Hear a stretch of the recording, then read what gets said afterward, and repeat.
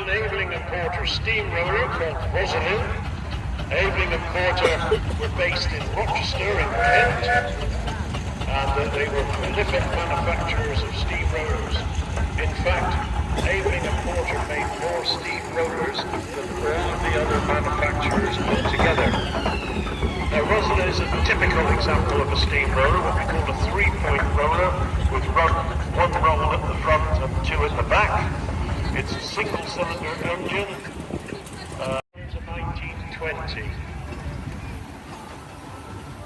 Now it's followed by another steamroller, another typical three-point roller, but quite a rare machine because it's a Thomas Green's, and they weren't so prolific as Aveling and Porter building rollers. In fact, they didn't build very many at all. And we've got somebody here that will probably tell you a little bit more about that roller than I can. So I'll hand you over. So this is a 1925 built Thomas Green & Sons dual crank steamroller, and it is the only double crank one-horse T-Green's engine reserved. There is 6 left in England, sort of Wales, and then there is 2 abroad that there's not much information on those 2. But this is the only one in ticket, so this is probably a one-off chance for you guys to see one in steam. And it was built in 25, and in 1926 it was shipped to Africa. And it spent its whole working life until 2007, when it was brought back to Tamworth around Birmingham, and it was restored.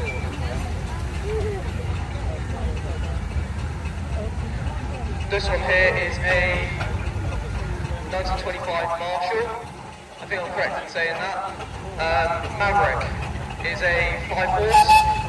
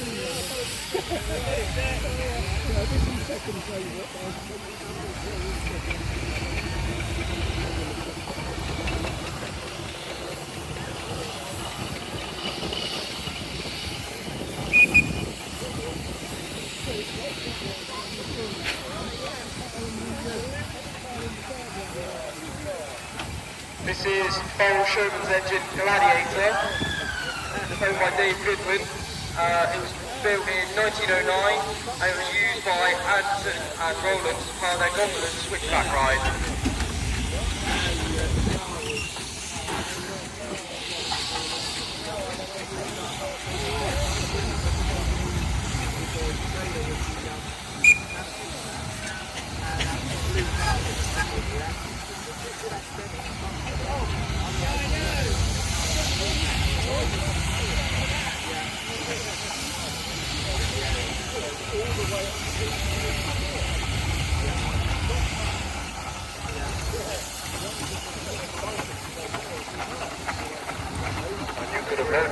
Switch the microphone on, which I forgot to do.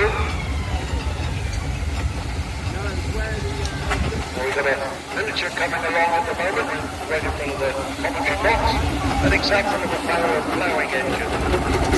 There's also one on tail, another barrel miniature behind it. And they're coming thick and fast at the moment. That's followed by a rare machine, a man tractor. Not many of them in preservation at the moment. Then we've got a great big McLaren called Captain Cook.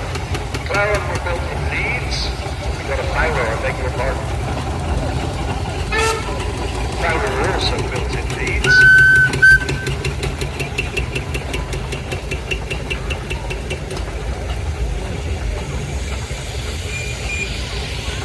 We've got another Fowler agricultural engine coming in called Berkshire Tower and Queen, owned at present by Mark Farwell. They own quite a few engines and they're very prominent in the preservation scene. This is a typical agricultural engine, 2-speed, and its job would be to work with agricultural equipment such as thrashing machines and saw benches.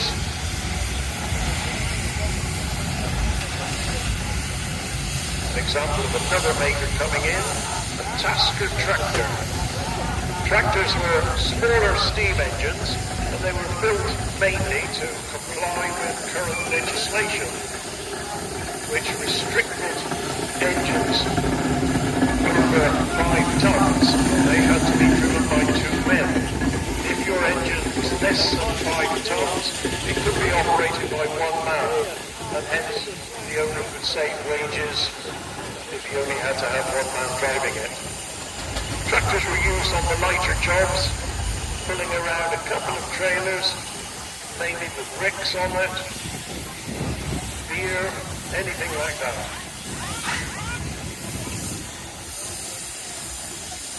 Well, it seems to be the thing of the day that we're going to pull another one behind the miniature. So we've got 2 miniatures coming along there, one behind the other one. That's followed by one more with a little bit of an extension on the chimney. They put on the extension just to draw the fire a little bit better. Now that one's towing a barrel behind it. Now these engines in the working day had to find water somewhere. They would do that mainly from rivers and streams, duck ponds and the like, but sometimes they were few and far between. So if they towed a water bowser on behind, they weren't quite so reliant on streams, and they could complete their journey.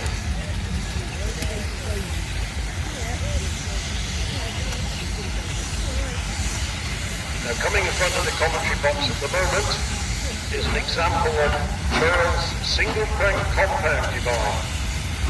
It's a compound engine, but it's only got one conroll. Now, it saves on moving parts and hence wear and tear, but it's got all the advantages of a compound engine over a single cylinder. Gladiator coming round once again. Now, we are privileged this year at the Steam Fair to have 5 Showman's engines which once belonged to the famous fairground operators Anderton and Rowland. Very unusual to have so many that work for the same manufacturer. Here comes the Devil's Delight, towing a trailer, and then another trailer, a living van and a water cart. So we've got 4 in a row here. Ploughing engine coming around once again. Now these ploughing engines did, as the name suggests, they were used to plough fields. They would have one engine at one end of the field and its sister or partner engine at the other end. One would be a left-hand engine, one would be a right-hand engine. And with these 2 engines positioned at the ends of the field, they would pull a reversible plough from one end to the next, and they would carry on until the field is ploughed. Now, an example of a Showman's engine called Countess, a Garrett engine. It had Showman's fittings added to it, and is exhibited as that at the moment. Another little Tasker coming along, Taskers from Andover, Tasker tractor.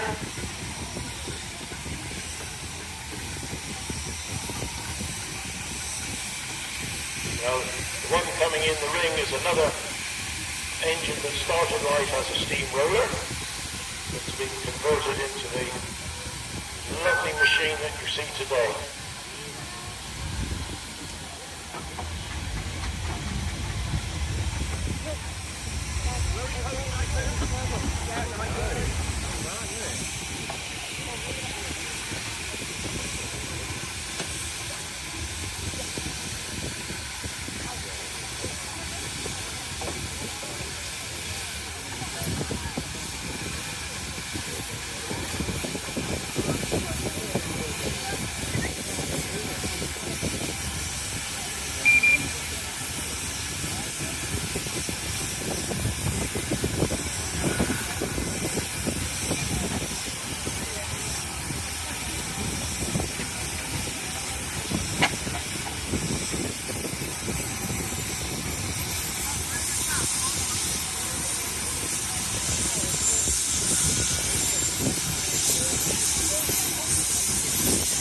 We've got a lovely range of makers for steamrollers. The one I'm going to have probably from is the one of the Siemens from Basingstoke in Hampshire. Single-cylinder machine. Followed by a 6-inch scale roll crane engine. As you can see, it's got a range in the front. A full-size version of this would be used in timber yards, boilermakers' yards, and anywhere where the yard crane is required. Next one round is the Burrell Showman's engine, and this one is based as a scenic engine. And the scenic engine was built to drive the bigger rides, which needed a lot of electricity, and to do this it had 2 dynamos.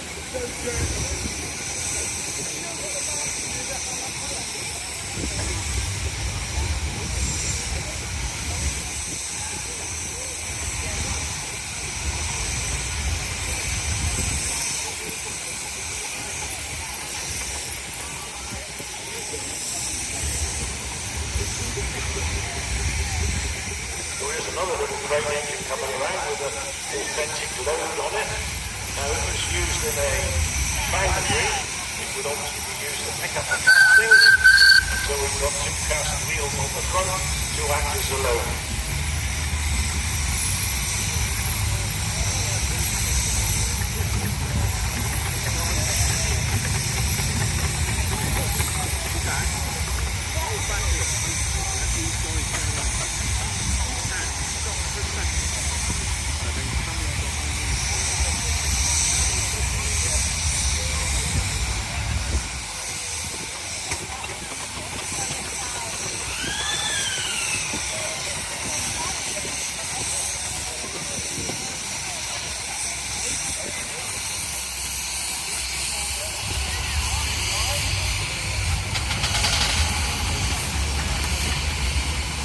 There's another little barrier tractor coming along with the Firefly.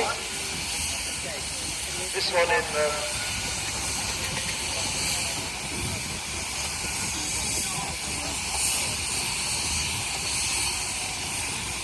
hold back that regulator.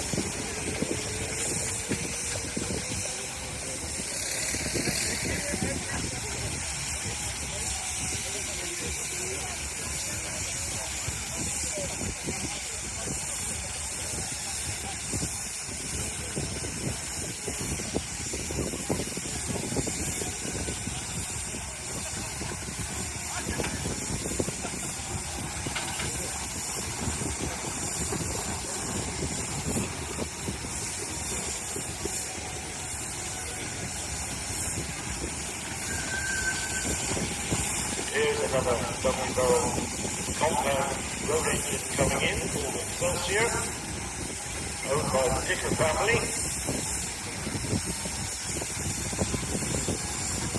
Being subject to an ongoing restoration.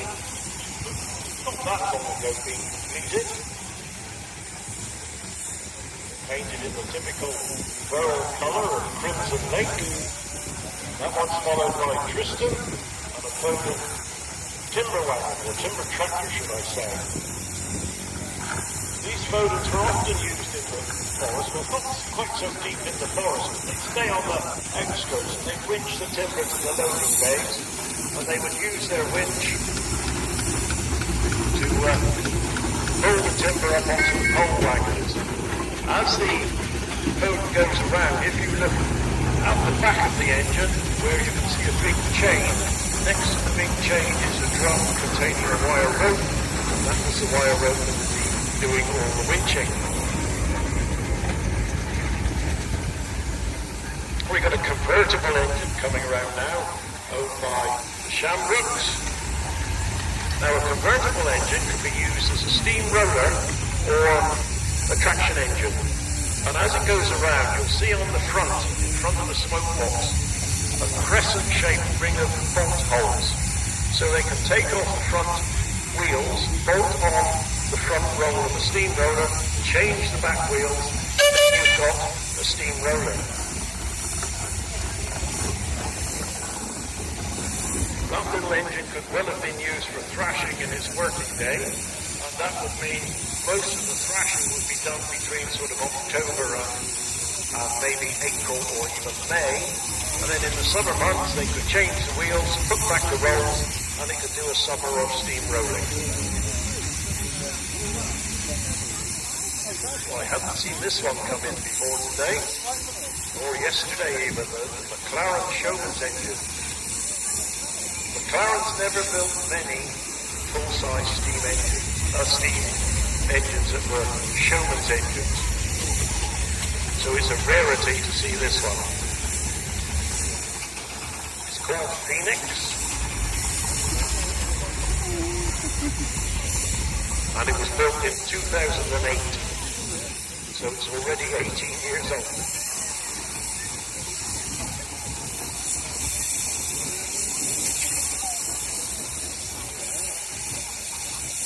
I think these miniature engines are having a competition today to see who can bolt the most trailers. We've got one coming along with 3 trailers behind it, but in the working day, especially for Showman's engines, 3 or 4 or even 5 trailers was nowhere unusual. They would have a load maybe 40 tons behind them.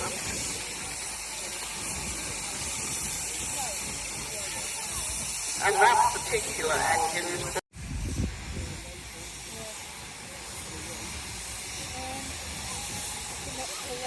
Have we got any more full size coming in? I mentioned earlier that we have 5 Showman's engines belonging to Hampton and Rowland. We've also got 3 Showman's engines which belong to R. Edwards of Swindon.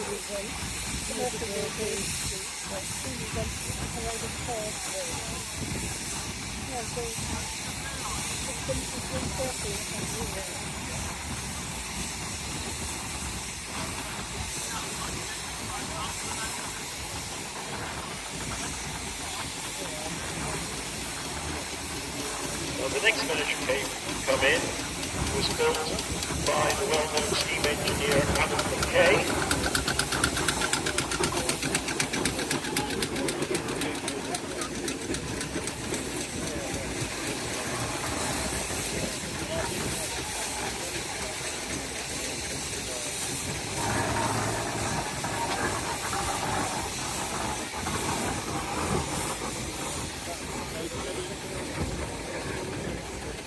Actually, it was built by the steam plant, so unfortunately passed away last year. So it's been given into the custodian of Department of Steam Freeman to keep it going. a rarity that's just gone past us, a miniature steamroller. They certainly are few and far between.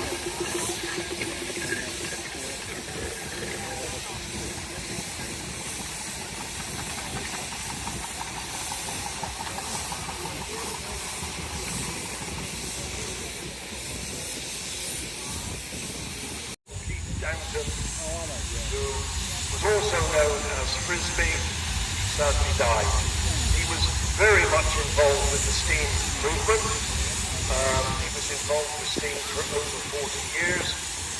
He started with Paul Amtel of the Amtel brothers at Shillingstone, and then he was a steersman and friend for a long time with well-known preservationist Nick Baker. Latterly, he has been involved with the Bath and West show. He was to do with the vintage section, setting up Chickerell Steam and Vintage Show, and also the Three Oakfords Steam Show. He also was mentioned many a time at Dorset Steam Fair when he and Nick stopped loading logs in the middle of the playpen, and they stopped doing that because they had to go for their liquid lunch. Life was lived to the full, and he will be sadly missed and never forgotten. Many a tale will be told over a few drinks. He always said, it's a dry old do. And I do remember a couple of years ago at the Conic Steam Rally, Keith came along, set up a bar, especially for the engine men. Beer was not all that expensive, and that of course with Keith.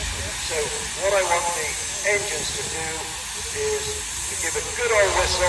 You'll have the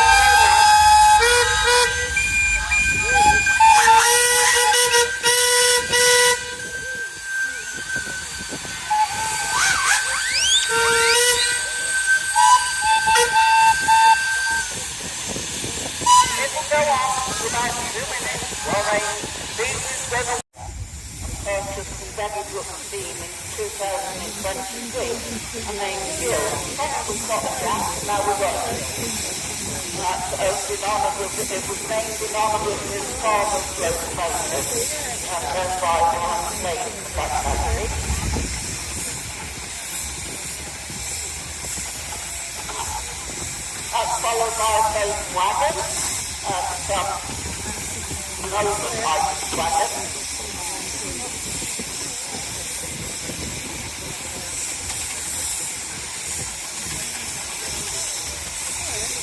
That's followed by a Bowman's engine.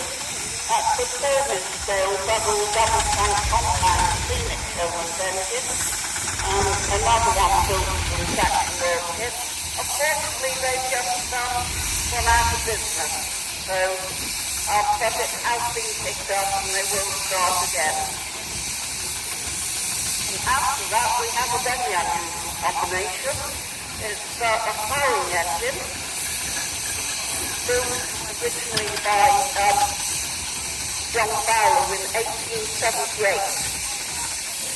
And there's only two of the full size remaining, and they're both in Australia. And that's carrying through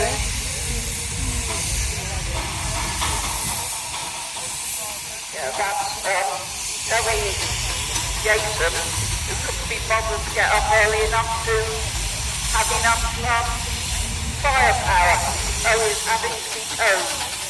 And the poor young man on the solid path, he's really having to work to get that combination moving. Look at you go.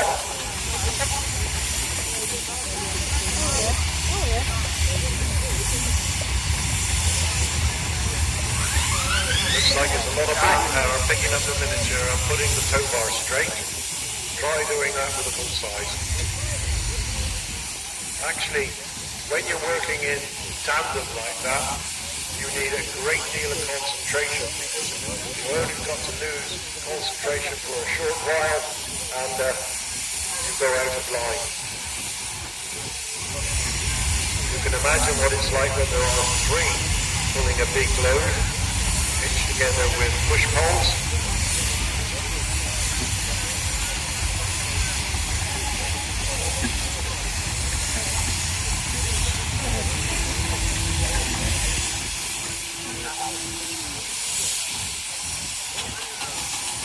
The one with all the combination on is Devil's Delight, and that's owned by Ian Mitchell.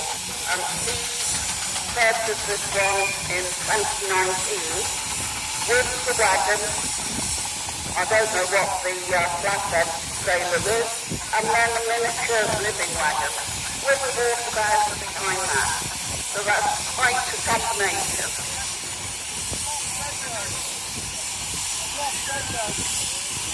That's a typical example of a showman's living wagon, and that's their accommodation when they move from fair to fair.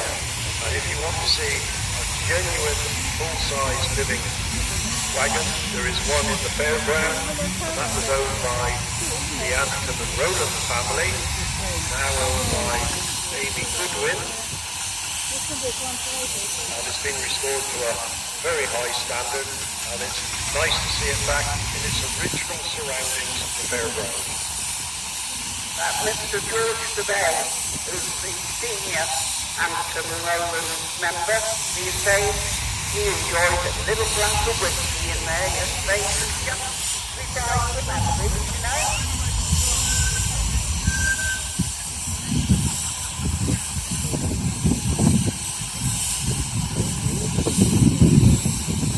Just thinking out of the ring, it was a 2-inch double-track engine, that's the level there, kit, and that sounds like Evan Edwards. The miniatures aren't the same,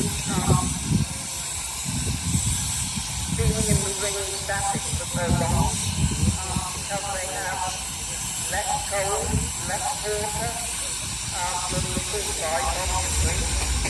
So they have to go back and refuel. I'd probably suspect lunchtime is important too.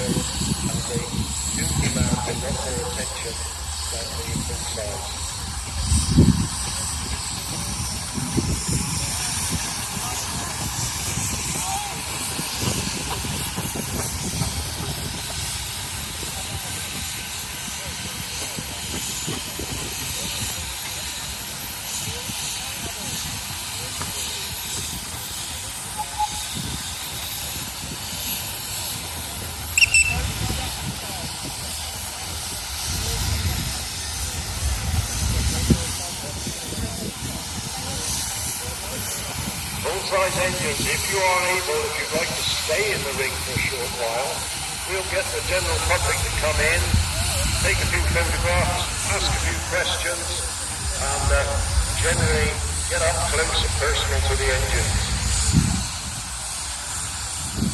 And anybody in the crowd, if you'd like to come in, please wait for the marshals to tell you that you can, and when you do come in, do bear in mind that these engines have very hot parts to them, so don't touch anything unless you're allowed to by the engine owner.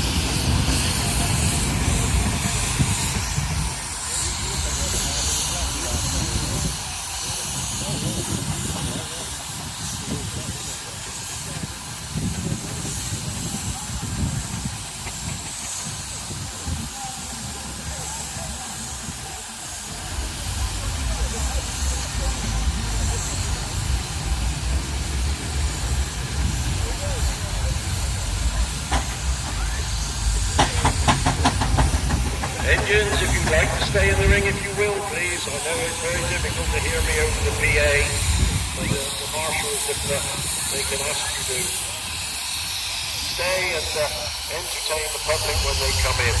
To Anderton and Rowlands, and then it went at one stage to the showman called Pat Collins, and I think that's where it got the name of Griffin.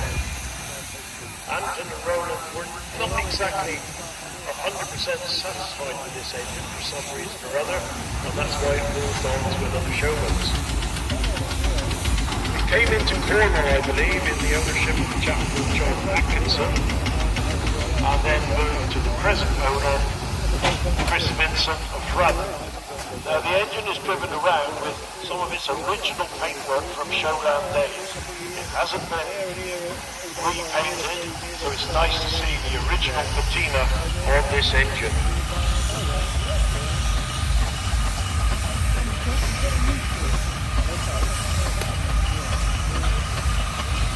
Radios are coming round once again.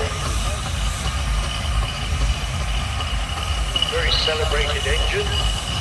It was bought in 1985 by the present owner, Mr. Dave Goodwin, and he has owned this engine longer than anyone else, longer than the original owners as well. He's not afraid to use this engine either.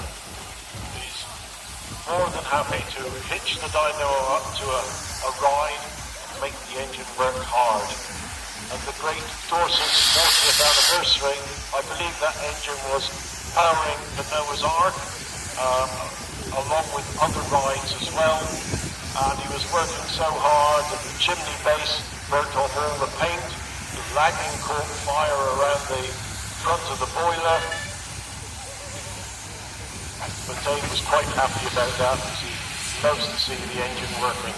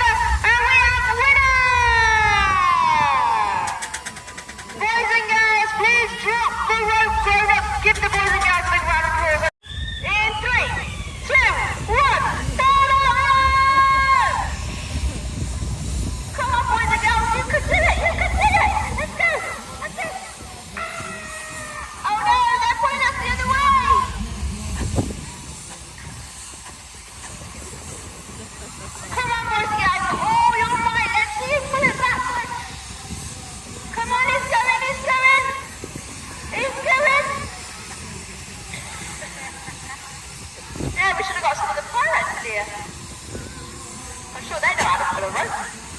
Come on, boys and girls, let's go! Let's go! You can do it! Don't let him win!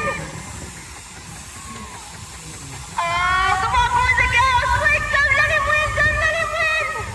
Oh, boys and girls, the engine won that one. Give him a round of applause. 2, 1, hold that run! Come on, boys and girls, all your might. This is the last one. You've got to show how strong you are. Let's go. Woo, it's moving. You are stronger than me, God. I'm stronger than you. You are stronger than me. Let's go. Let's go.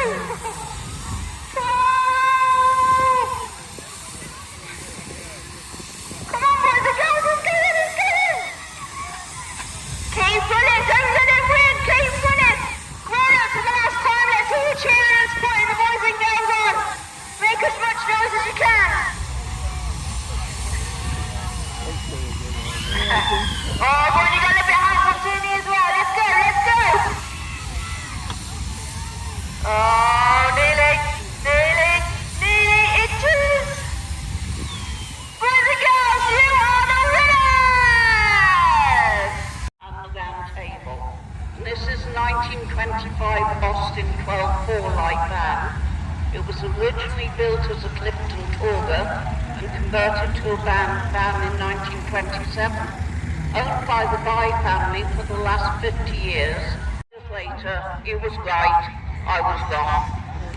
Jonathan, as I say, has attended all but 1 or 2 rallies since the concept. It's owned and exhibited by Jonathan By of Campton.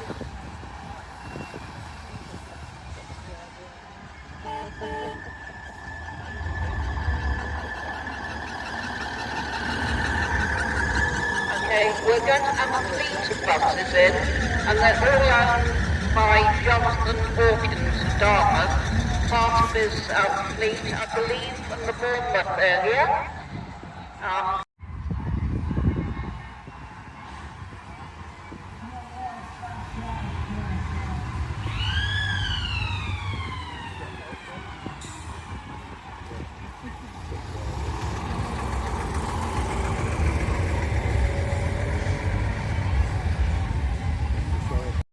Hired out vintage vehicles for corporate events or school graduations, etc.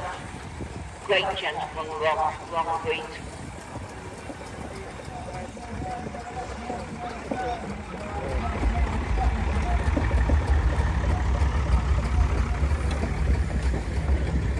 That's followed by a 1976 Land Rover Series 3.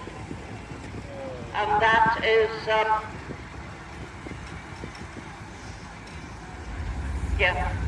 wasn't that the Green Goddess? Oh right, then we've got the Green Goddess, but painted in beige khaki colour.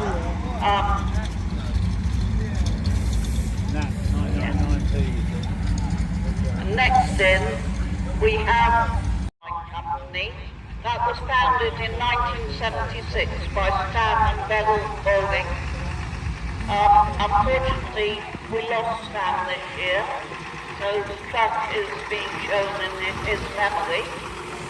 And this year, its line is celebrating 50 years. Another vehicle that does a lot to sponsor this show, and that's a 1952 Scammer heavy recovery, and that was used by the British Army until 1988, and the original engine was a Meadows 6-cylinder petrol, but since being replaced with Dartmouth 6LXD, purchased by Greensmont in 2007. Restoration, and each year it's being rebuilt, another piece added until it's in the. And that's followed by a 1977 AEC Marathon lorry, and that's part of Martin Osborne's fleet of vehicles.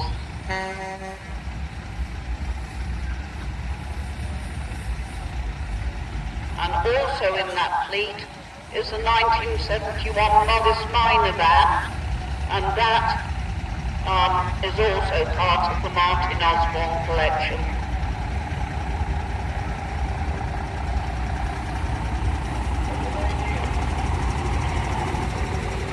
And another of his collection, you like to know where they all are at one time, 1987 Volvo F10 lorry.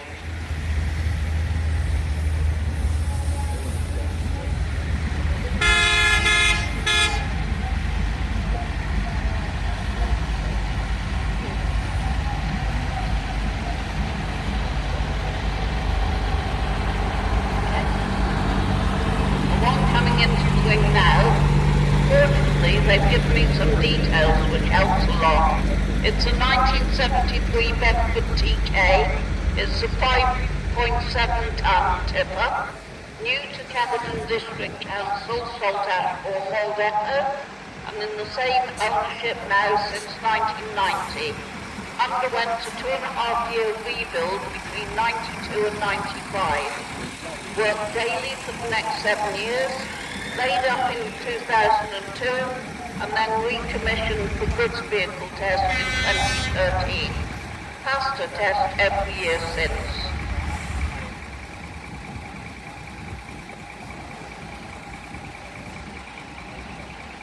And that's followed by a 1998 Scania 124 lorry. That's owned by Mark Worley of Plymouth.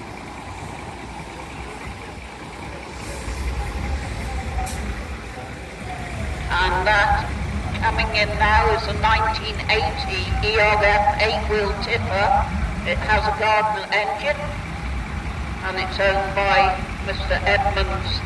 Was part of the Frank Tucker collection fleet of vehicles.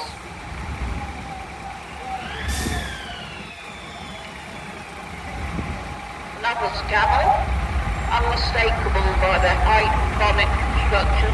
It's a 1956 Scamo Constructor. That's owned by Andrew Simmons. Obviously been a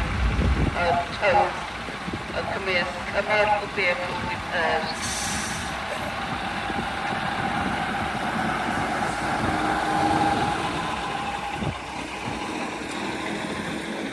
Unfortunately, we have no information on this one except it's a Bedford KM. We must do that in the future.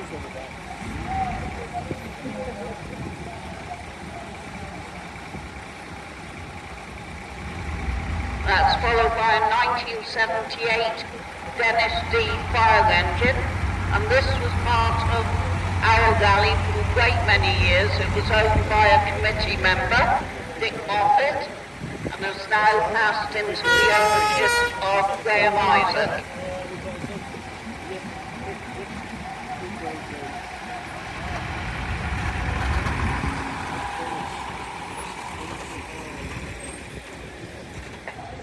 Now, that's followed by another fire engine, a 1975 Dennis D vintage fire engine.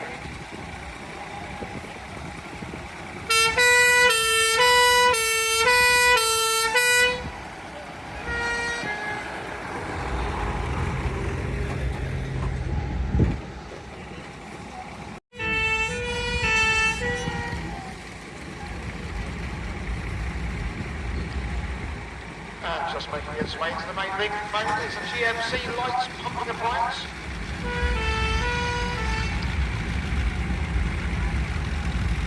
Powered by a 6.2 V8 Detroit with an eye-watering MPG.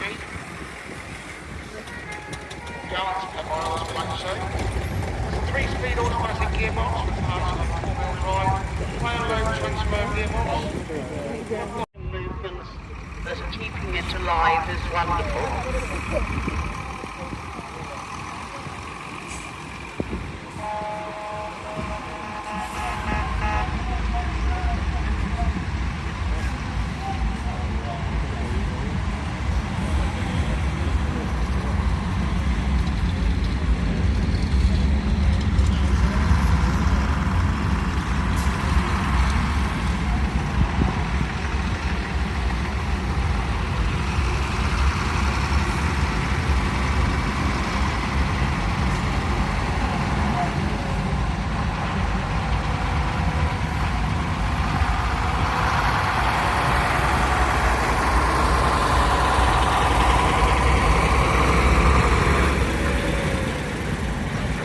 The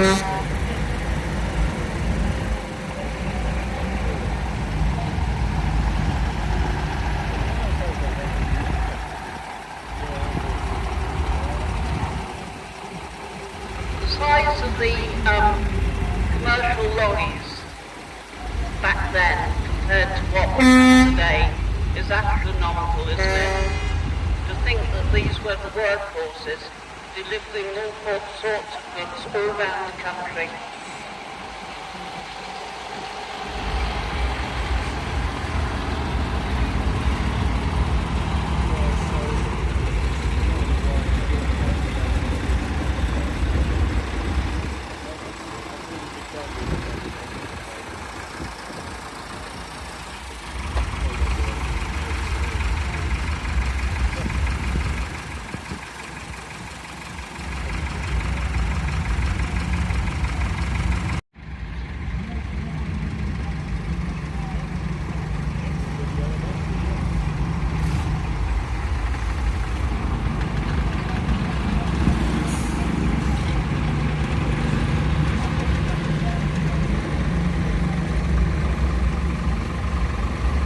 We're going to ask the private appliances to stay in the wing a little while.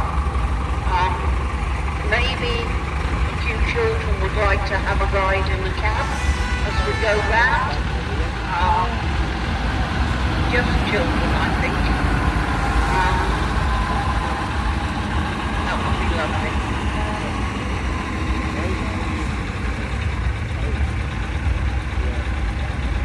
Graham Eisen, with his, one with the blues and twos. He works for us, he's on call. So if you see him going round the site with his blue lights on, and the tones going, get out of his way, because he's on call. Another invaluable member of our group.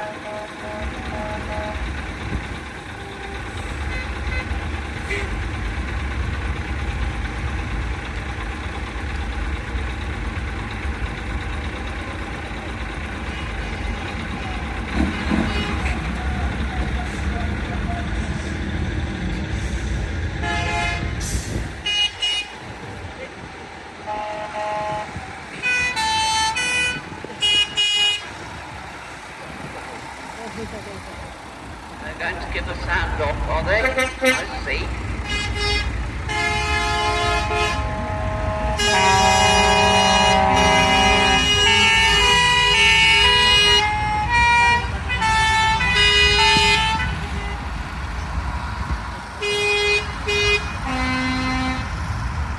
Thank you, Ian.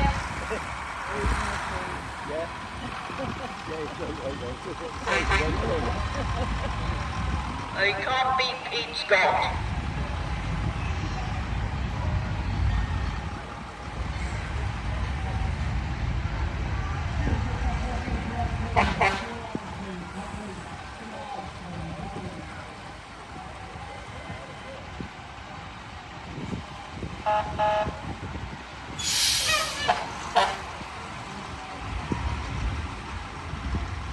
Thanks, Pete.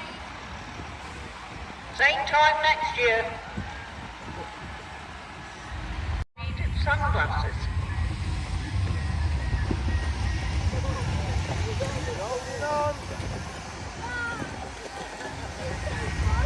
Does invaluable work, as I say. We are no smoking site, so discarded cigarettes with the conditions as dry as they are. So this year we have to be ultra vigilant, and we're so grateful to have our engines on site.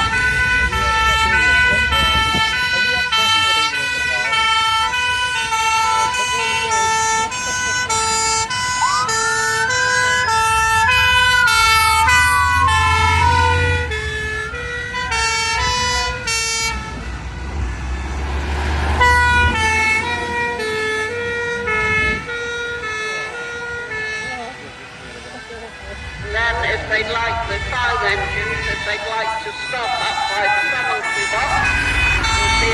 children would like to have a go round the ring.